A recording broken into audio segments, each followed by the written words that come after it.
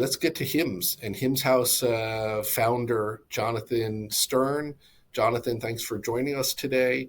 HIMS House, for those who don't know, it's an online community. HIMS shareholders, over 1,000 subscribers, collectively representing about 1% of the stock of the company's outstanding shares.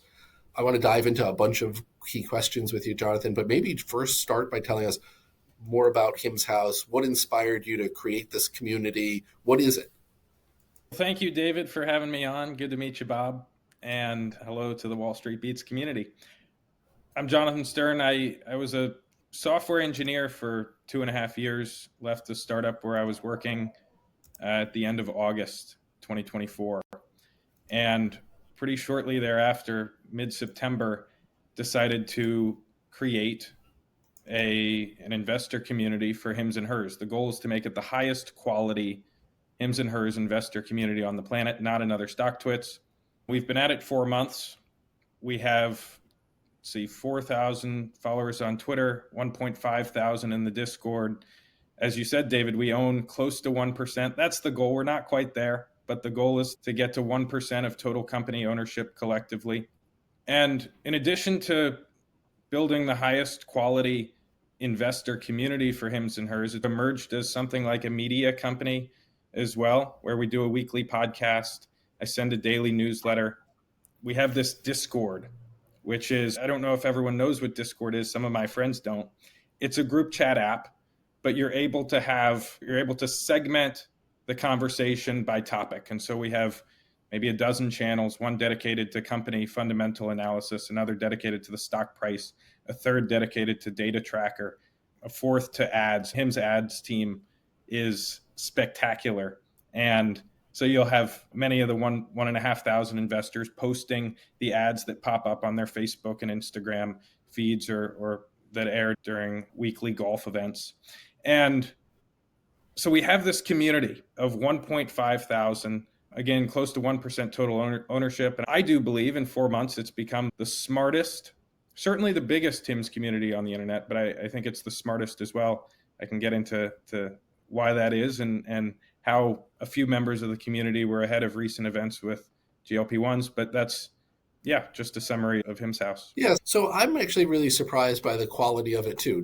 I didn't know you beforehand, so I'm not surprised at your doing the quality. It's just, I'm really surprised at the robustness of it, and I want to ask you maybe offline of why do it with HIMS and actually I'll ask you now, why do it with HIMS and HERS versus doing it for Apple or Tesla when there's so many more potential people invested in that? Or do you think that's well covered by other forums?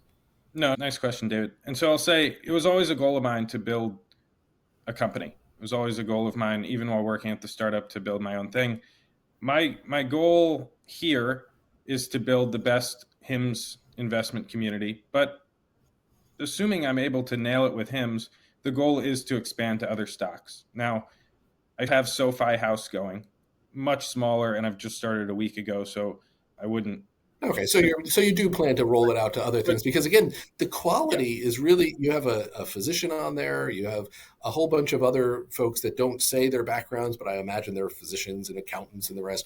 And I've noticed a lot of the data, but what data does a subscriber get, and what do they get how did you get 1,000 people to look at this a day?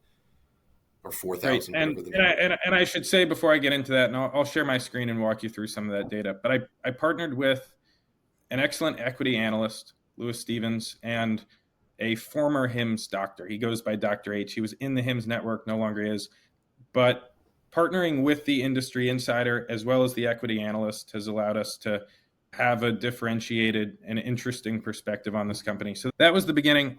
Let me share my screen to show you the data tracker. This data tracker is available to subscribers. We track, the goal here is really to have all of the most important data about HIMS all in one place.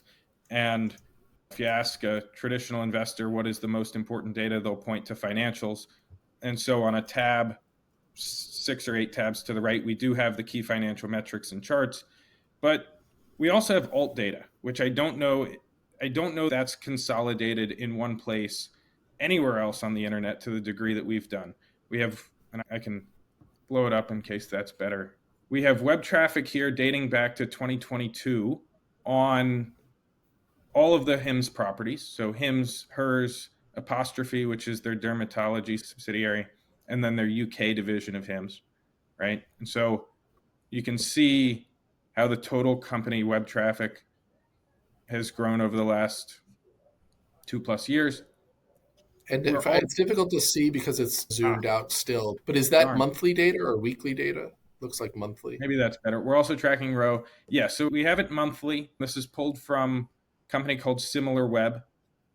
And just to go through like the most notable result of the most recent month, December 2024, this is the HERS brand, which month over month jumped about 25%. So versus November, HERS is now at 3.5 million web visitors, a 25% jump.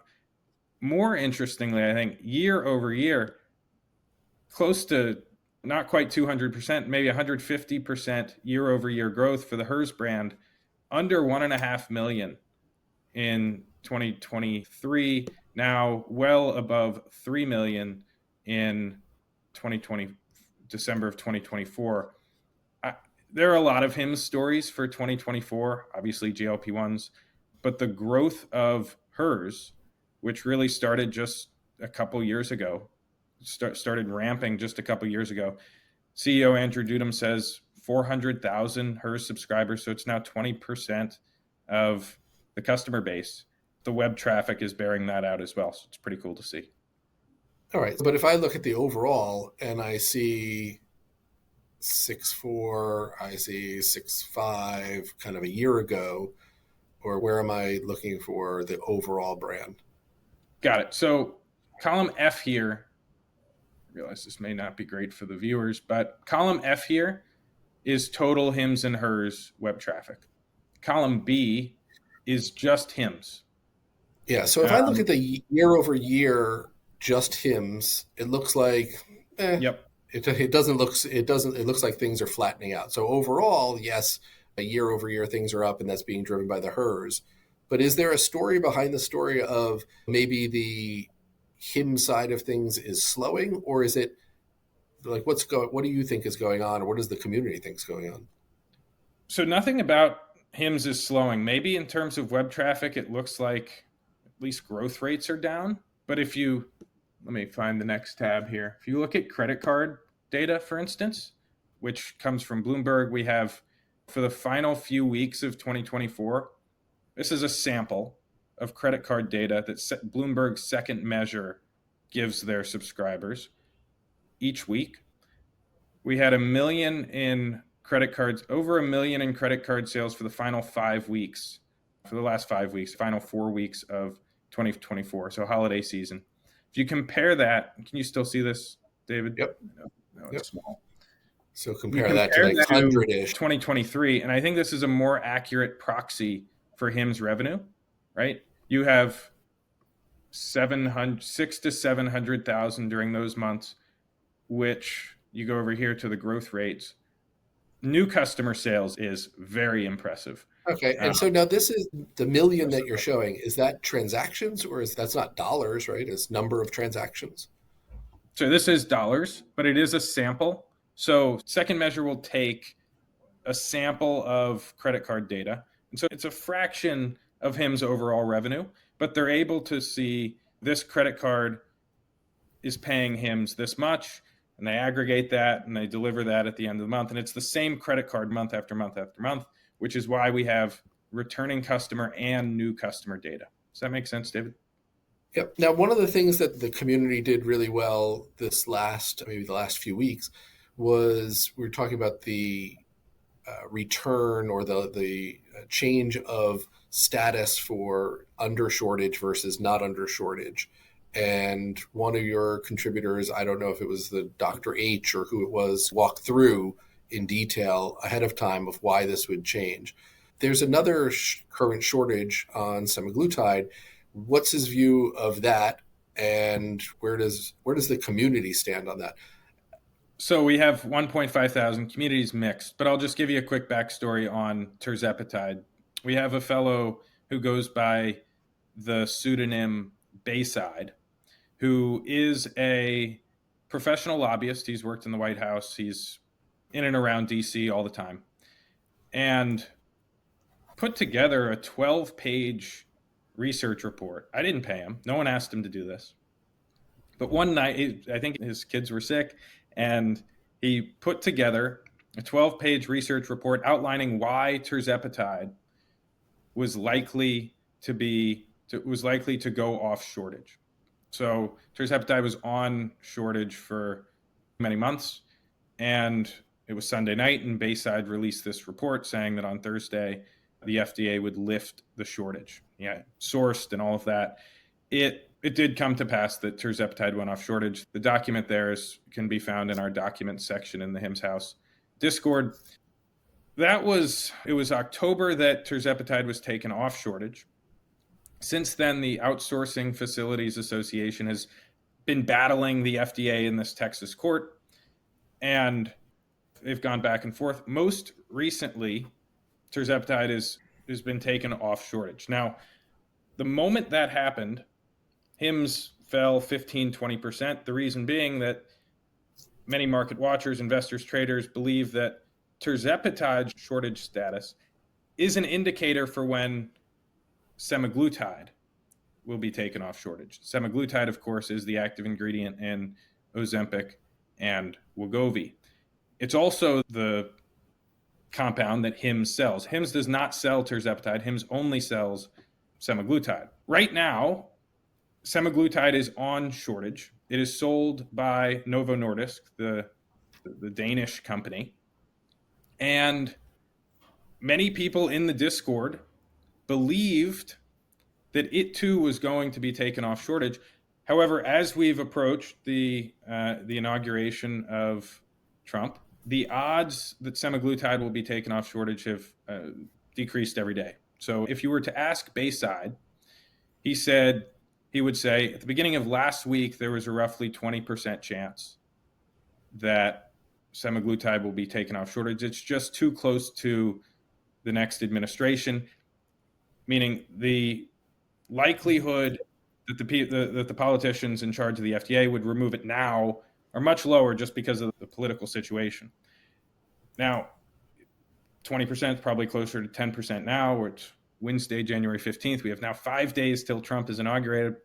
If January 20 hits, semaglutide is still on shortage, we will have a new FDA head. At that point, it would be an interim current staffer, a lifetime FDA guy who would be in charge. And it would. So your view is that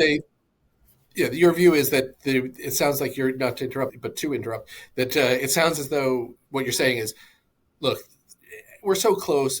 Unless somebody wants to be fired, they're probably not going to make a change. And we get the new interim head. The new interim head's not going to try to do anything bold and whatever, especially knowing that there is a conspiracy theory. There is a thin dotted line from the HIMS founder to the new administration, isn't there? I know they donated $1 million to the inauguration, but there's a Thune connection and an Elon Musk connection or something like that. Are you aware of that? I think the community's talked about that. What is that? There is some connection. I don't know that Dudum is, personally connected to Trump, other than the $1 million that he gave the inauguration committee, the tweets that he's made. I will say his co-founder, Jack Abraham, is on the board of the Thiel Fellowship. Peter Thiel, of course, is connected to Elon Musk. Elon Musk is, of course, now connected to Donald Trump. And Elon Musk keeps tweeting about GLP-1s. In fact, on Christmas, he posted a Ozempic Santa. And it is a top priority of the new administration to make America healthy. We'll see. Right. I think if the administration wants to keep GLPs accessible, no cost, HIMS is a good option, but that remains to be seen. Dudum, I think, will have a chance to get on Elon and Trump's radar, but remains to be seen. Oh, great. We're hitting up against our time. If somebody wanted to check out HIMS House, where would they do it, and what's the best way to check it out? I'd say the first stop would be Twitter. We're at HIMS House. We are on Substack. That's where we post the podcasts and the daily newsletter. That's himshouse.substack.com. And then if you want to really join the community and chop it up with the 1,500 other investors, the links are on YouTube and Twitter, and that really is the place to go for all of the good information. I will tell you that someone who runs a multi-billion-dollar healthcare hedge fund, I mentioned it to him. I thought I was bringing him something new and original. I was like, hey, by the way, I know they're short HIMS. I go, you should check this out because there's a lot of information. I actually checked out the podcast too. I'm not a big podcast person at all, but I found it really interesting, really detailed.